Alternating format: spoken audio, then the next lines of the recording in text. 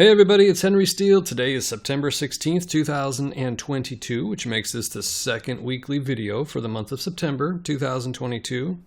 And this month, September, I wanted to recover some topics that I have talked about previously on YouTube, but I wanted to cover them again. It's been a while, a few years for most of these topics, but I'm covering them again because I think that they're pretty powerful, especially for how simple they are to implement. Now, none of these topics that I talk about this month you should really use by itself as, and create a trading strategy around each individual topic necessarily, but they are tools that you can use along with other things to help, give you an idea of what might be happening in the future, where you might be able to see some changes in trends. But before I get to that, I want to let you know that one of the monthly video membership members, who is extraordinarily gifted when it comes to computer stuff, has decided to take on the challenge of cleaning up the audio on some of the early videos that I have on YouTube. And the first one that he did is actually the oldest video that I still have on YouTube. I think it's the how to find which planets affect the market or something along those lines. It came out in 2013. That's when I put it on YouTube. And back then I had a significantly less sophisticated microphone, and I recorded a lot of the videos at night, so I kind of talked softly because my kids were asleep. And some of them are practically a whisper. So he's gone through and cleaned up the audio and boosted its level and all that good stuff that I would not be able to do myself, and sent the audio track to me. So I will be able to re-edit that video. And so the video itself will be the same, but the audio will be the updated, remastered audio, I guess is the good way to say it. The cleaned up audio. I'll be able to edit that on, and then I'll re-upload that video. And hopefully I'll be able to get the first one done this weekend. It'll either be this weekend or sometime early next week I'll release that. So you'll be able to start to see every once in a while another one of the old videos with updated audio will be being released. So with that out of the way, I wanted to talk about a very simple way to use a moving average to help you anticipate when there might just be a possible change in trend in the market. So right here we have the S&P 500, the daily. This is the actual, like the SPX, the cash index version of the S&P 500. And it's the daily chart, and we can see it goes back into last year. So there's about a year of data on the chart, and really that's all we need. And I'm going to take my little indicator, moving average indicator right here, and I'm going to use this. Now let's look at this. I want to change it to a very classic 50 period moving average. We'll use the close. It's not going to be offset at all. And no smoothing, just put that in 0, not 50, 0.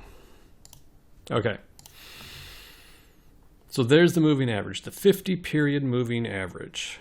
It's very classical moving average that a lot of people use, but we're going to use it slightly differently. Okay. It's a very, very easy concept to implement. All you need to do is apply your moving average and then take a horizontal line and place it at important tops and bottoms. Like here's an important bottom right here. And then we wait for the moving average to come touch that line, that horizontal line. And somewhere around there, we can anticipate that there might be a change in trend. So we have a much more significant low right there, right? And when the moving average crosses that line right there, we get the waterfall pattern that happened back in June, where the market just falls down for 3 days there. If we move to this low right here, we find that we're pretty much at the low of this move right there. See, this one timed the top part, that one timed the bottom part. And we could move forward. We have a top right here. That's a decently significant top. There we go. Anyway, we got the bottom right here that we're timing.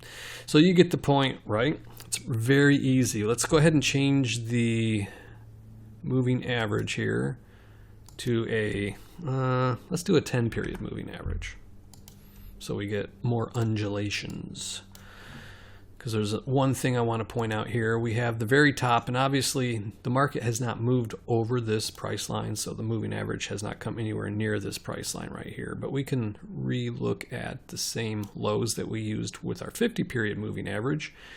And right here, we're getting this low point right here, crosses over again, right about this high right here, crosses over again, and it's kind of at this hiccup place.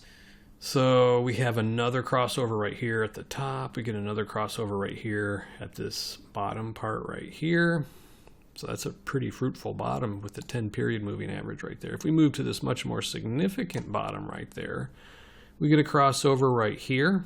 Got this little hiccup, price moved up strongly, stopped right at this point in time, then moved down. Another crossover right here at a top. Another crossover right there at a retracement top right there. And I guess we'll check this one out also. This low right here. We have the low happening there. We've got this point right here right before the waterfall pattern. We've got this part right here after the sideways market where it goes higher. And then this part right here where it's a little less clear right there. We've been moving down, so we would anticipate that we would be moving up after that. And eventually it does. It takes almost a week to really get up there. In other words, there's a bit of drawdown, so it's not as clean as some of the other ones, but still, it could be helpful. So I'm not really going to explain this or show you more examples of it because it's an extremely easy method to use. I will point out a few things here. When the market, or I'm sorry, not the market, when the moving average is moving up or down pretty strongly, in other words, a line is closer to vertical as opposed to horizontal, like right here. When it does that and moves through one of these support and resistance lines that we put on, it's pretty clear where it's crossing. But there can be points in time, especially if we change the moving average back to the 50 period moving average, where the moving average spends much more time moving sideways, right? There's a lot more horizontal type stuff. If your line is right here, for example, it's not quite as clear. You can look and say, well, it crosses right there, but then it's resting on the line for several days, so it might not be as clear. So the shorter the moving average you use, the more vertical the moving average is going to be, so the more specific periods of time you'll get. Hopefully that makes sense.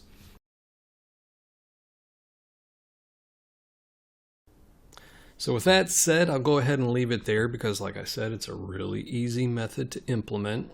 It might be up your alley, it might not, might be something you're interested in, might not be. Hopefully you find it helpful in some form or fashion. Keep an eye out for the old videos being re-released with better audio. That will start hopefully this weekend, like I said, if not by next weekend. And until next time, I will talk to you later.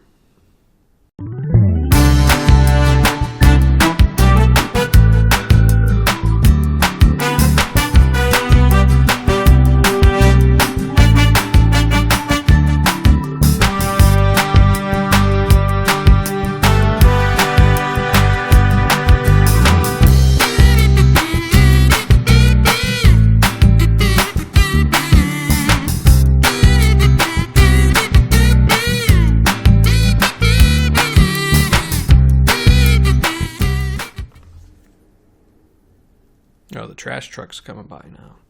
That's awesome. I tried to record the video and I'm waiting too long.